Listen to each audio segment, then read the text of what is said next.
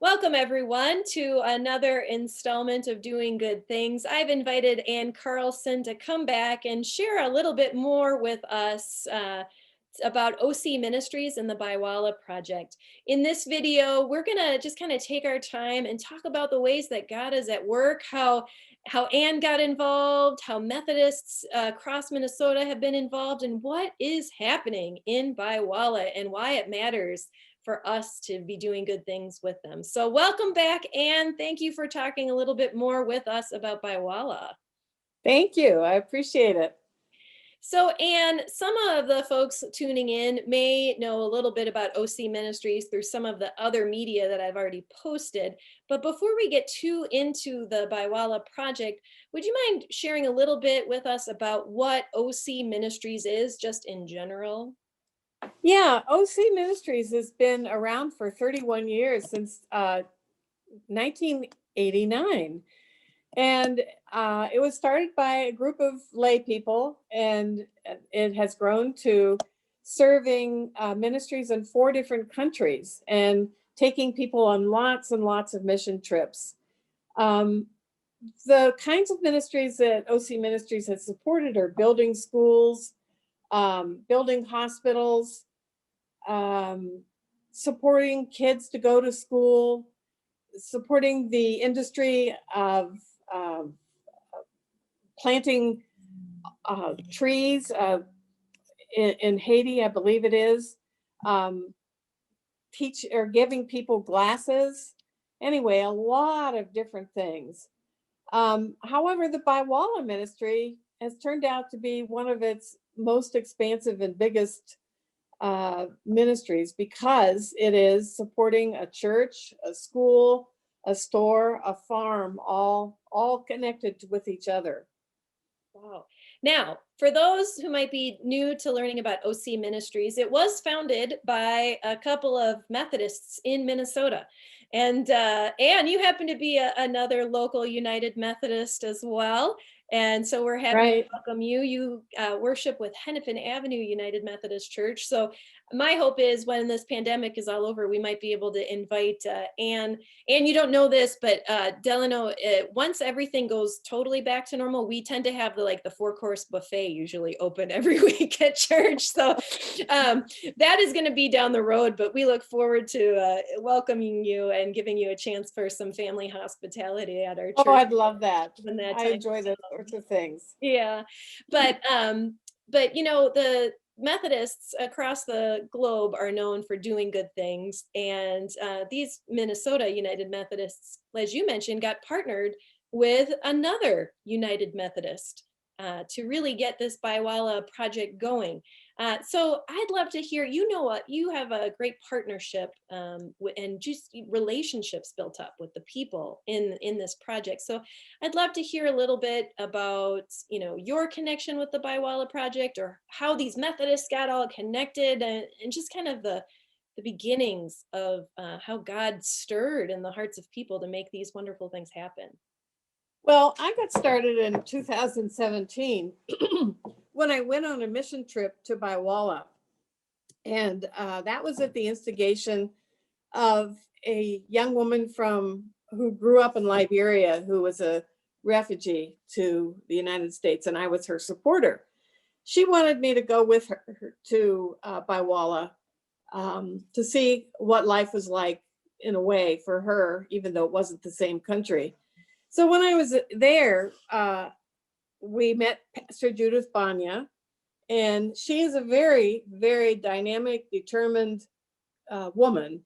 She's highly motivated to develop a school and support kids' education, because she says that education transformed her life and led her to where she is today. So we asked her, not just me, what do you need? And she said, well, we really need kids to be sponsored, pay school fees. In Sierra Leone, every family has to pay school fees that purchase a uniform, shoes, backpack, and school supplies. They're not automatically supplied. And if a family can't support that, tough luck. Your kid doesn't get to go to school. So I said to Judith, and said to the other people, I can do that. I know how to organize. And so I went back to my church, Hennepin Church, and promoted people sponsoring a kid for $150.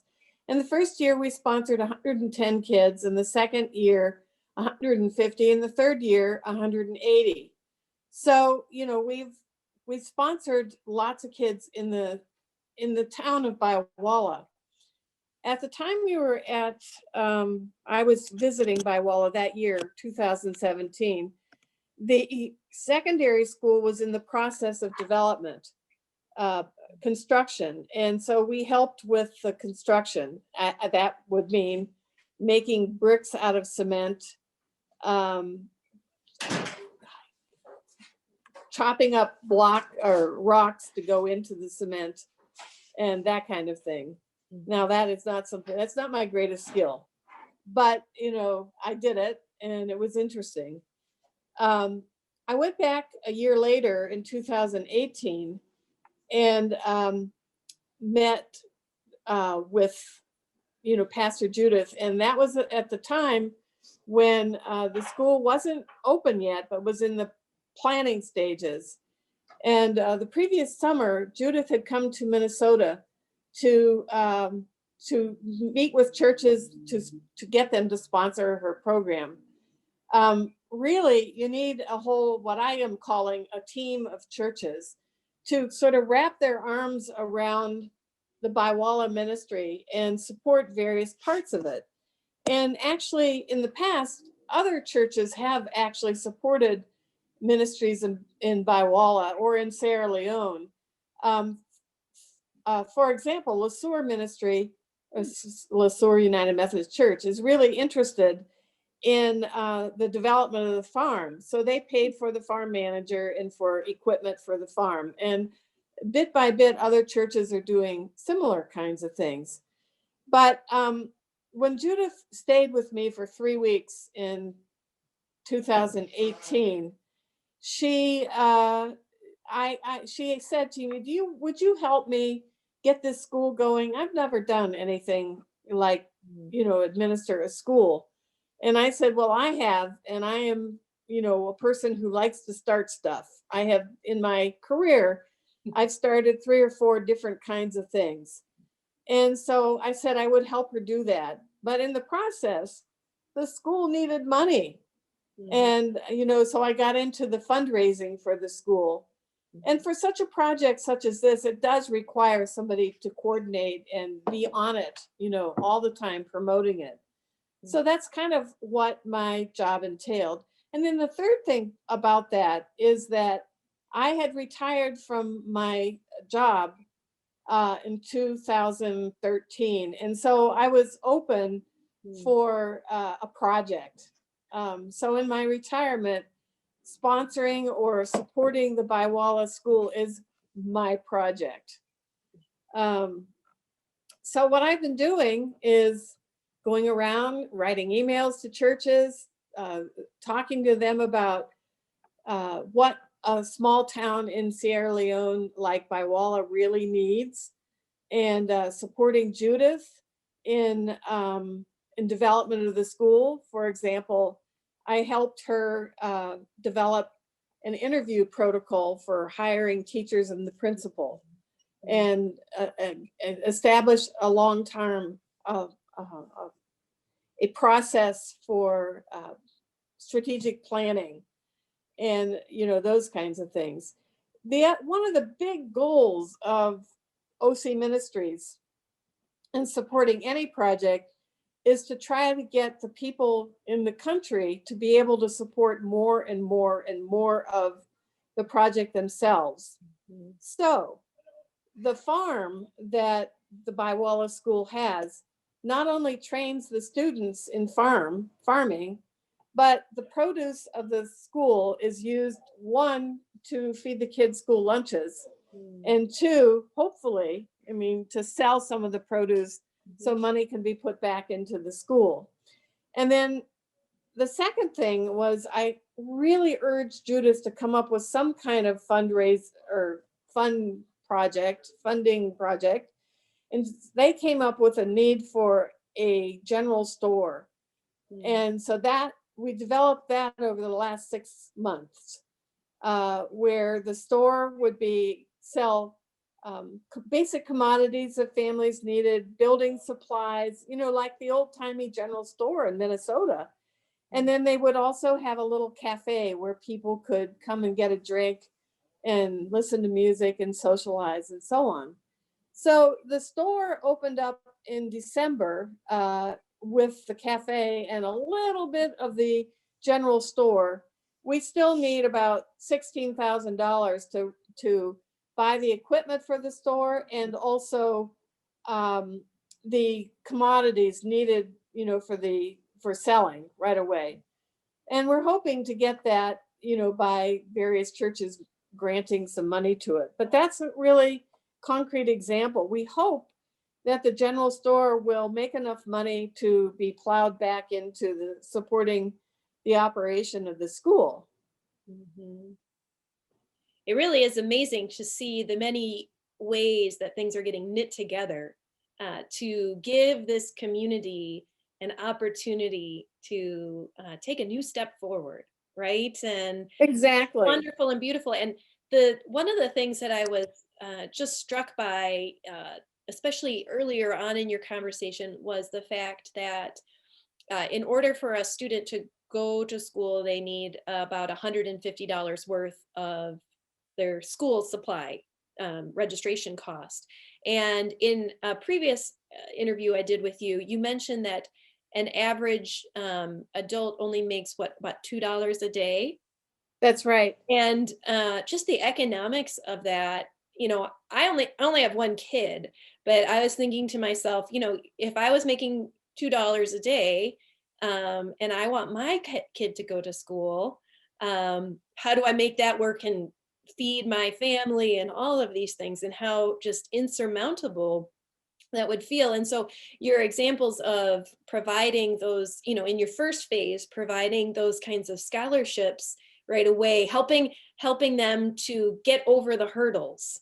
So that way, in the long run, you're not providing scholarships forever, but trying to provide the initial assistance to getting over the hurdles so that a new way is possible. It's just it's really exciting to see how thoughtful and intentional the work of OC Ministries It, is it in that really is. way forward.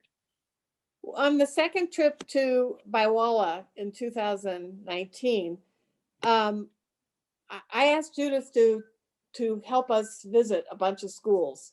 Mhm. And so we visited about 6 different secondary schools, because this is a secondary school in Sierra Leone. So we could see what the style of education was like, what they wanted in education, what style of teaching they were doing, what was the training of the teachers, and blah, blah, blah. And it was really an eye opener. Mhm. I would say that public schools, well, actually, most schools are not public schools in Sierra Leone. Most of the schools in Sierra Leone are really quite underfunded and understaffed. Most schools don't even have textbooks for kids, their own textbook. So that was instructive to me. How do they get knowledge across? Well, they put it on the board and teach, and the students have to copy it off the board. Well, you can imagine if a kid has problems with attention and is squashed together with their neighbor next to them on the desk, they don't get much going on. Also, the education in Sierra Leone is in English, which is a second language. Mm. And, think about that. Most schools do not have school libraries. They might, I took a picture, which, if I do the presentation or the slide presentation, you will see this pathetic library with just a bunch of books thrown on a shelf with no, not, no attention to appropriate books. They got the books from here, there, and everywhere. Mhm. Well, for the Baiwalla school, we were able to get books from Books for Africa, which is a big organization in St. Paul that ships books to Africa, and then you pay a certain amount, actually $10,000 for shipping a container full of books. Hmm. Well, we didn't do that. We were able to get some books to go there, but several churches did book drives to get both culturally specific books for the Baiwalla school and give them money so they could buy books from African authors.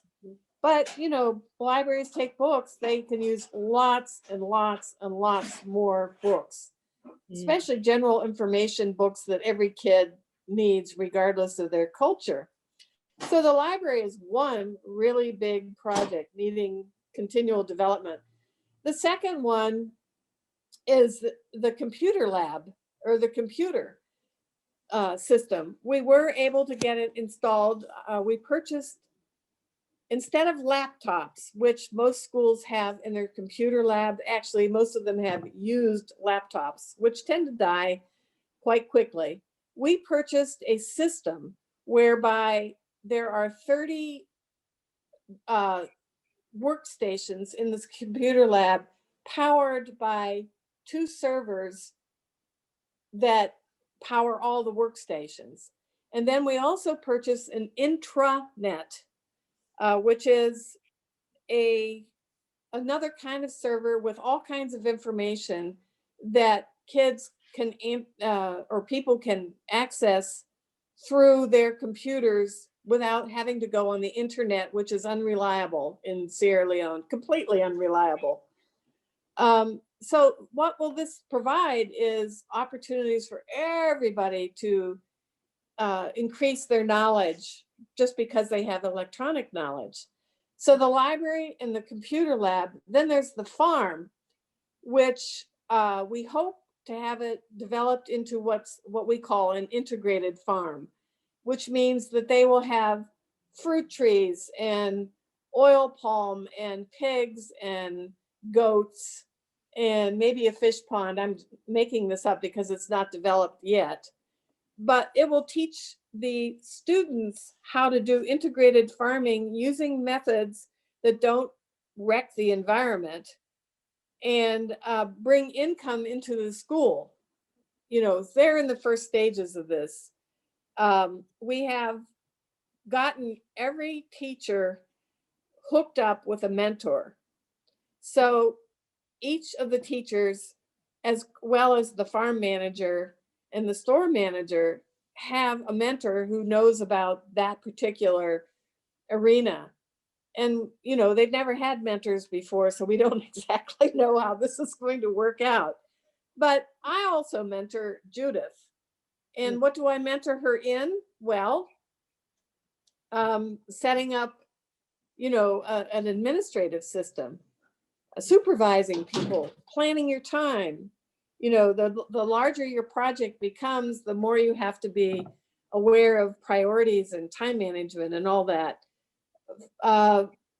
Records, you know, records, financial records in particular, because Oc Ministries wants to know when we're spending $50,000 a year, which is about what the cost to run this school, we want to know that the money has gone to where the money has gone. So, you know, there's all this stuff that it's getting me beyond my levels of competence, but what the heck, you know, I know how to do research. Like Judith just asked me this past week, should we set up a website? Well, my intuitive answer is, well, not quite yet, until you know what, you know, you've done a strategic planning process and you know actually what your goals are for the school. But I don't really know if that's for sure. I need to go do my research and find out from website developers, when do you set up a website? And what do you include on it? What's the most compelling thing? So what I'm saying to you is this keeps me off the street and interested.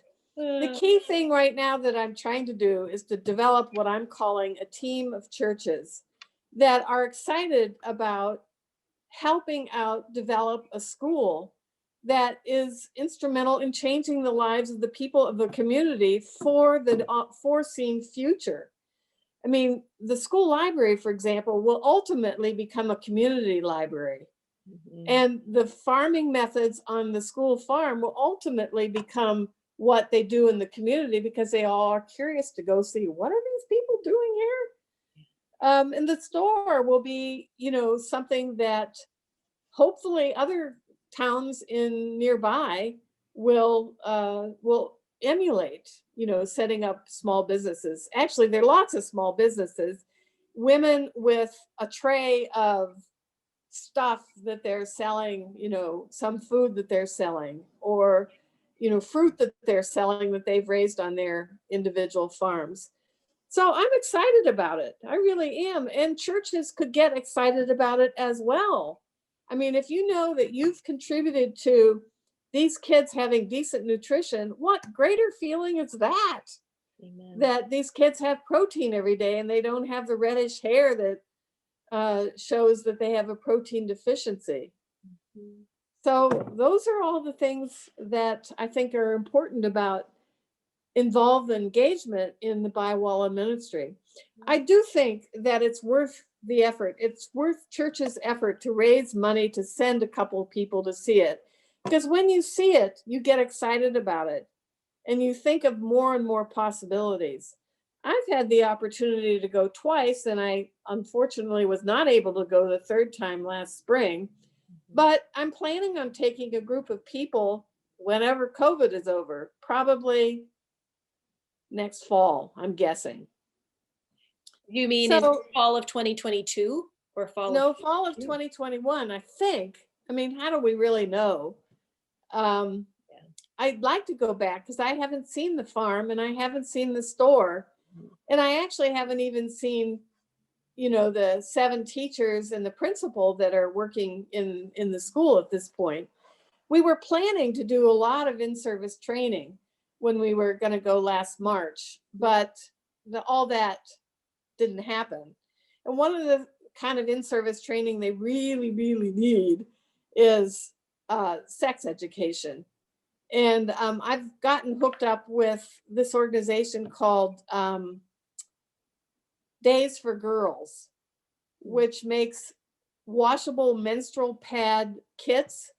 Sure. And they have a whole curriculum of sex education in addition to how to take care of yourself Mhm. with menstrual pads. And there is, well, actually, it's an Oca church. Women are making these kits, but I don't want to send the kits without somebody to do the initial education, Mhm. because you need to do cleanliness when you take care of these washable kits. Mhm. And we want to show people how to do that, as well as the whole other part Mhm. of sex education. Yeah. Girls getting pregnant at 13 and 14 is quite common in Sierra Leone. Mm. So that's sort of another, sort of in the back of my head, something to be doing in the future. Mm. Now, you've mentioned a lot about the things that have already started in the school. You've mentioned things that they're kind of starting with, but looking to really finish up, like the farm and the stores and all these other aspects. Um, in one of the earlier conversations you and I had, we talked a little bit about how Baiwala, the town itself, is pretty remote. Uh, Oh, so would you mind sharing a little bit, like what, like, why does it matter? Why there? Why does it matter there? Because you mentioned, oh, and then the other towns, but like, how close are the other towns? Or if I lived in Baiwala, what would it take if there wasn't that store there? What would I have to do? Things like that. okay. Well, Baiwala is about 5,000 people. It's totally dirt streets and dirt houses. Well, not dirt houses, houses constructed out of mud bricks with a tin roof. Mhm. The road to Baiwala is dirt for about 20 or 30 miles, and then it's paved roads. The nearest town, you've heard about blood diamonds. Mhm. Yeah, blood diamonds. That is all around the town of. Um, I'm drawing a blank here. Kenema is where the blood diamonds are, but that's the biggest commercial area close to Baiwalla. And people used to have to go to Kenema to get their basic supplies until this little store was started. And now people from Liberia are coming over to get the cement and the flour and, that kind of stuff. So that has a great potential. They sort of joke about Baiwalla being in the backwater of Sierra Leone, which it is kind of. It really is remote, but kids in remote areas need to be educated. And they're living in the 21st century, and they know it, and they feel the lack of education. The parents, we've been emphasizing all along that we wanted Baiwalla to have skin in the game, so to speak. In other words, somehow contribute to the development of their school. Well, since they live on $2 a day, they can't contribute money, but they have contributed time. So what have they done? Well, they built, they helped in the building of the store, and they have cultivated, groups of parents would get together and work on cultivating the farm. And this is huge. I mean, they have their own farms, and they have taken time off from those farms to work on this farm simply because they're grateful for their kids being in school. So there's that. They would dearly love to learn how to use the computer. Just because they've heard about computers, I don't know that they think that there's any real daily use for computers for them, since they don't have lights. But things are changing a lot. I mean, I know that the World Bank has, I think, $140 million earmarked to put solar power in all of Sierra Leone. And one of the things that Judith told me is that she is trying really hard to get the ST Foundation, which is a foundation that provides solar power and computer labs, solar power to power the computer labs, and have them come to Baiwalla and provide solar power for the computer lab that already exists.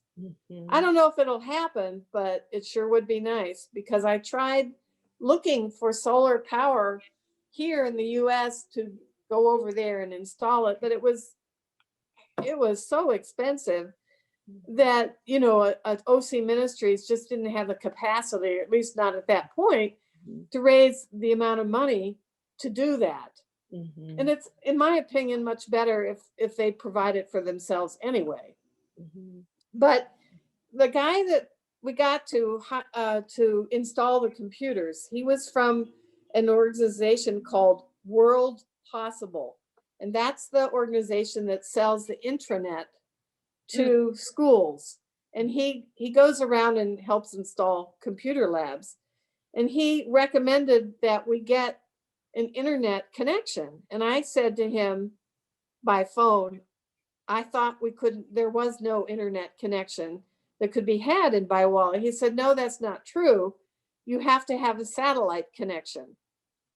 Oh, so he's getting estimates for how much it will cost to put an internet connection in the school. Now, that is something specifically, if your church got excited about, they could donate the money for. Of course, I don't know how much money it will be to donate at this point, but we'll find out. Yeah. The thing that has happened recently is that Judith has a vehicle that she bought in 2013 when she went back to Sierra Leone, and it died. It's not quite dead, but close to it. So this is an unexpected expense that has come up of purchasing a used vehicle. And, it's been one of those things. How do you buy a vehicle in Sierra Leone? How much does it cost? Who owns it? So that's all this kind of stuff that I have figured out.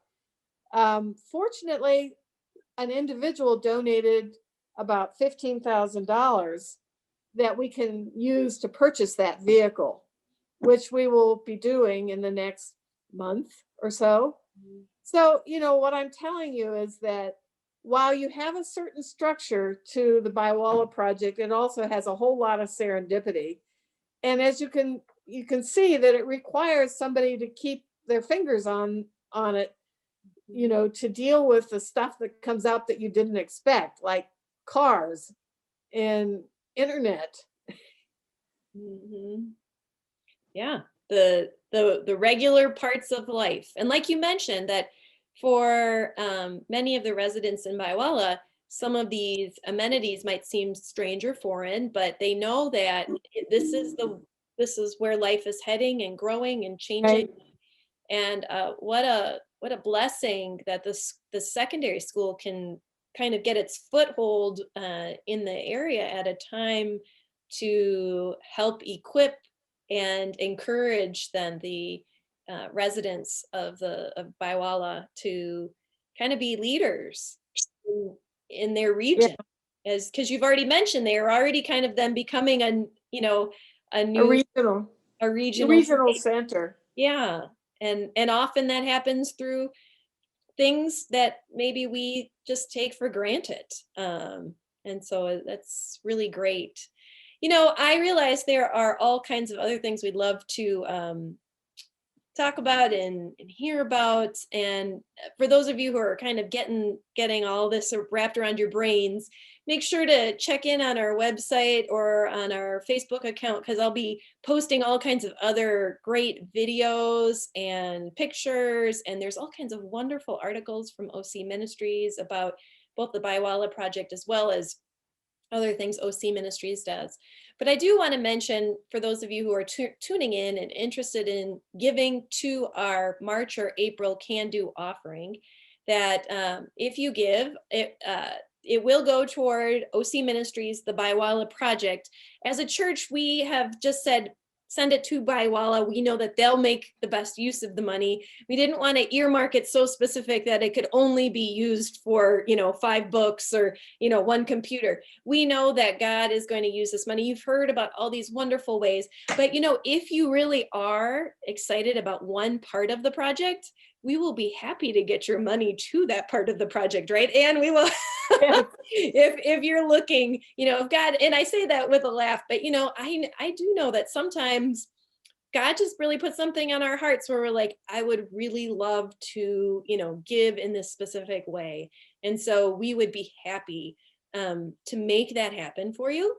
And as well as if you have it in your heart about um, being maybe more active in this kind of ministry trip, whether it's to Baiwala or another region that OC Ministries is active in, we're happy to start that dialogue and discernment with you, because as Ann mentioned, there are people here in Minnesota who are, as COVID kind of, as we get control over it again, that these trips are going to be happening again. There are going to be opportunities to go and experience and share your gifts. And whether the Baiwala project is something that might be in your skill set that you want to share, or maybe if there's another area that you say, I would really love to be active in global missions, but maybe it's not the school, maybe it's more of the medical field or whatever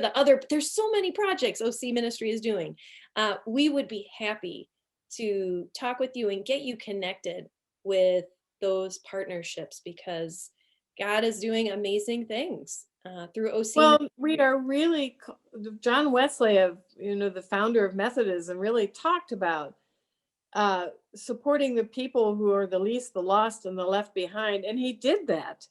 That is the hallmark of Methodism, is service to people on the margins of society. Mhm. Amen. Amen. So with that, I want to thank you for your time, Ann, and we just thank you for those who are gathering to watch this video, and we'll be sure to link all different ways that you can learn more and get engaged with the Baiwala project. So thank you, Ann, for joining us, and we're going to sign out. Okay, thank you. Bye.